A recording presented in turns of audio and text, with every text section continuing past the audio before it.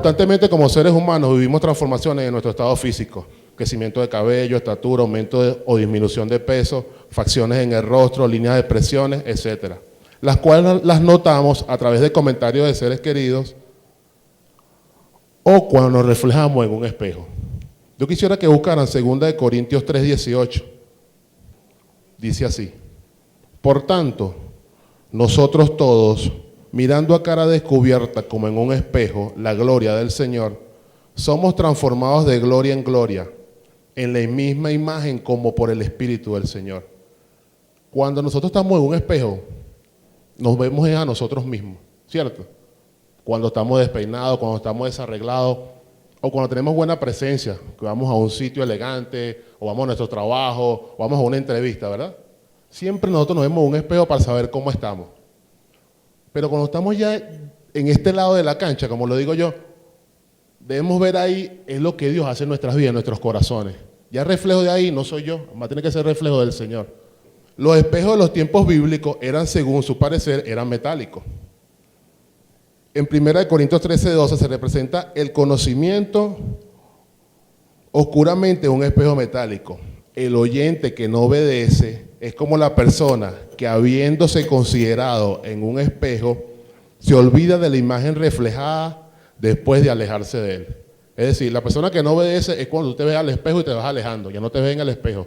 Piensa en cualquier dirección, izquierda, derecha o hacia la misma dirección, pero bien alejado, ¿verdad? La persona no se considera todo eso. El que obedece es el que mira al espejo y retiene en su alma la imagen de lo que debería de ser. Dice así en 1 Corintios 13:12, si queréis yo se los leo. Ahora vemos por espejo, oscuramente, mas entonces veremos cara a cara. Ahora conozco en parte, pero entonces conoceremos cómo fui conocido. Es decir, cuando vemos realmente un espejo, vamos a ver verdaderamente la gloria de Dios. Y después que veamos la gloria de Dios, vamos a ver al Señor rostro a rostro, en intimidad, mediante el Espíritu Santo, mediante esas cosas bellas y maravillosas que Él nos da a través de la palabra. El reflejo de nosotros como creyentes es un espejo de la gloria del Señor. En nosotros su misericordia, amor, verdad, integridad. Es decir, yo consolidado como hijo del Eterno. Consolidación por sobre todas las cosas. Principalmente las personas que estamos como más tiempo arraigadas dentro del Evangelio, las personas que tenemos ministerio. Yo digo que todos tenemos llamados, pero muy pocos somos los escogidos, dice la palabra. Pero tenemos que arraigar, echar raíz y madurar en esas partes del Señor. Sobre todo en estos tiempos que son tan difíciles. Porque vemos cosas extrañas en la televisión. Hay un hombre que habla en la Biblia que a mí siempre me ha llamado la atención. Ese hombre es Sansón, un hombre con gran prodigio, llamado del Señor. Primero que nada, la mamá era estéril. Se le aparece al papá un ángel del Señor y le hizo que va a tener un hijo, que va a ser nazareo. Primero aparece ser un ángel de Dios. Imagínense lo que venía ahí. Venía una persona totalmente bendecida y llenada del Señor, ¿verdad? Acuérdense que en aquellos tiempos, por ejemplo, busquen Jueces 13, Israel, el Señor por furia, lo puso bajo los filisteos, ¿cierto? 40 años. Porque Israel desobedeció, Israel hizo muchas cosas, y el Señor a ver eso, bueno, ahora van a estar bajo los filisteos 40 años. A raíz de que el Señor vio esto, fue que envió su ángel a lo que comenté anterior, se le presentó a la mamá de al papá de Sansón, a Manoah, le dijo que iba a tener un hijo del Nazareo, pero la esposa era estéril, pero como todos sabemos, Dios hace como Él quiere hacer, así la mujer se es estéril, como hablan en otras cosas en la Biblia, mujeres de alta edad también Dios, exactamente, Dios obra en su propósito, y eso es lo que Él quiere hacer, y eso es lo que va a hacer, sin que nadie se lo ponga, porque Él es amo y Señor de todo esto. Sansón fue cogido y equipado por Dios para un propósito, de una forma singular. Es decir, tenía dones singulares puestos por Dios. Un hombre de gran fortaleza, era nazareo, ¿verdad? No se podía cortar el cabello, ¿verdad? Peleó contra 1000 hombres, ¿verdad? Dicen que, bueno, que es un enigma si él era el libertador de Israel, pero con los prodigios y las cosas que hizo, de repente puede ser que sí. Pero Sansón tuvo algo, su debilidad, que eran por las mujeres. Primero estuvo con una ramera en Gaza y después se enamoró de la famosa Dalila. El nombre maravilloso, todos veían a Dalila y él cayó por eso. Ahí fue su debilidad. ¿Qué le pasó a Sansón?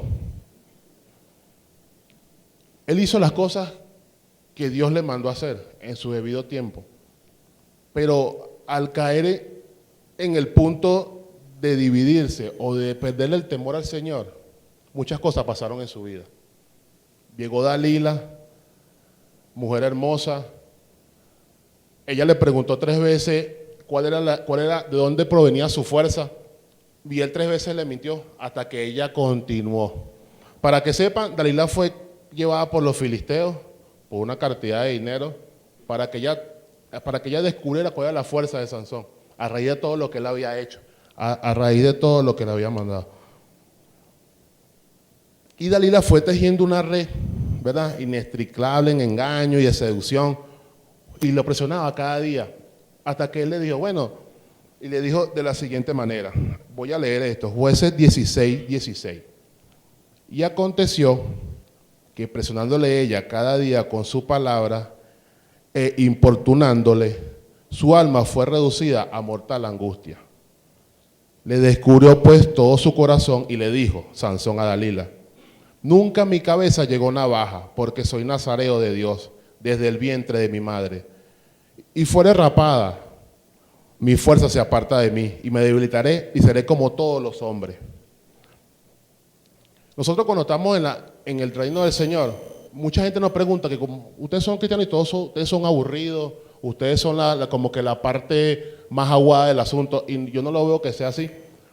A veces el enemigo usa personas en nuestro trabajo para jalarnos hacia esos mundos, o desviarnos del propósito que Dios tiene con nosotros. Pero nosotros le está sentado ahí, o al entrar en el ejército de Dios, o aceptarlo como nuestro verdadero único Salvador, tenemos que tener algo bien en claro, que es que ya yo no soy como antes.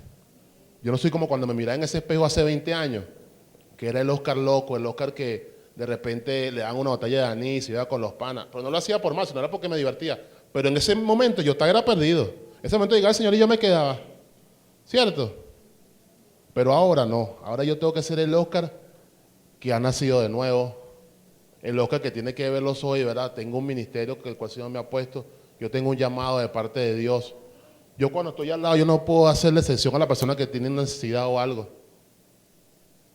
Porque si no, yo hago al Señor mentiroso. Porque acuérdense que tampoco hablamos de cuestiones, porque en la Biblia no dice cuestiones de Oscar, ni cuestiones del pastor y de la pastora. Quizás hablan son cosas que Dios ha puesto en los corazones de los hombres, que plasmaron palabra y letra aquí.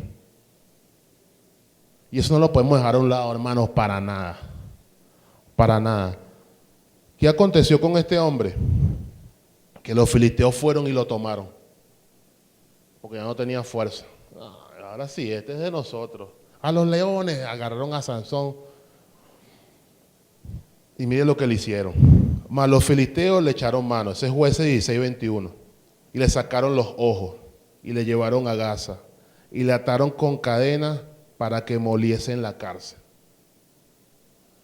Y ahí, yo no creo que le haya dicho, se fue por culpa tuya, Señor. No, eso fue culpa tuya, Dios. No, eso fue culpa tuya, cabezón. Porque tú hiciste a lo que Dios no te había mandado. Dios te mandó a ti fue a librar a Israel de los filisteos. Esa era tu misión principal. Eras un hombre que derrotaste a 1000 hombres, tú solo, a bestias, a leones.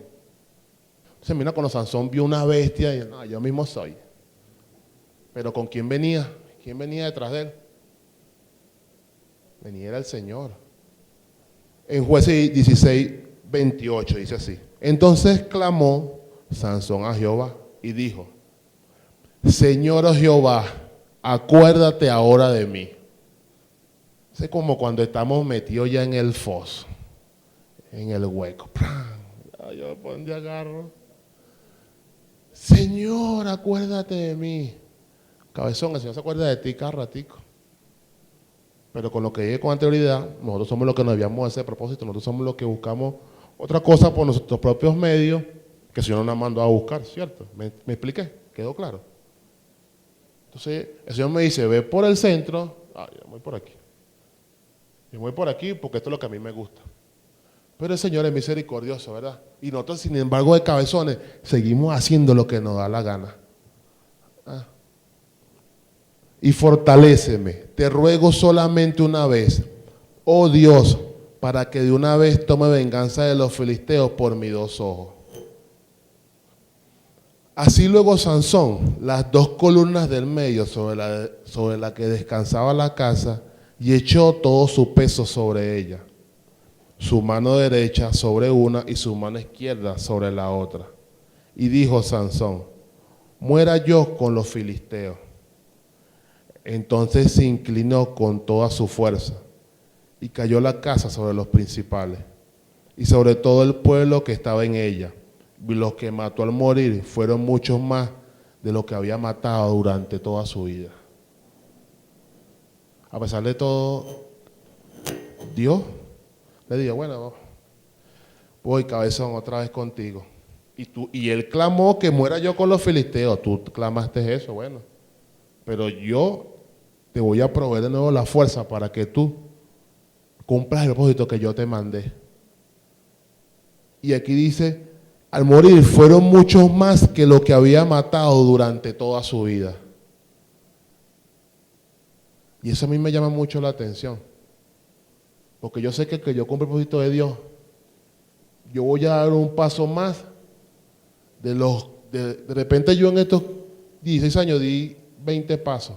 Pero cuando yo entienda y cumpla y discierna el propósito que Él tiene Dios para conmigo, por cada uno de ustedes, vamos a dar el doble de pasos que dimos en ese tiempo. Yo veo grandes hombres en la televisión, veo prédicas de mi pastor, veo enseñanzas de mi pastora, y eso a mí me tiene que llamar a reflexión. ¿En qué me tiene que llamar la reflexión? Que esos son hombres de Dios. Y eso Dios no se lo da porque a Dios le provoca, sino porque siguen los reglamentos que Dios pone en su palabra. Respetan el Espíritu Santo. Le dan cabida al Señor cuando tienen que darle cabida al Señor, que son las 24 horas del día, los 7 días de la semana.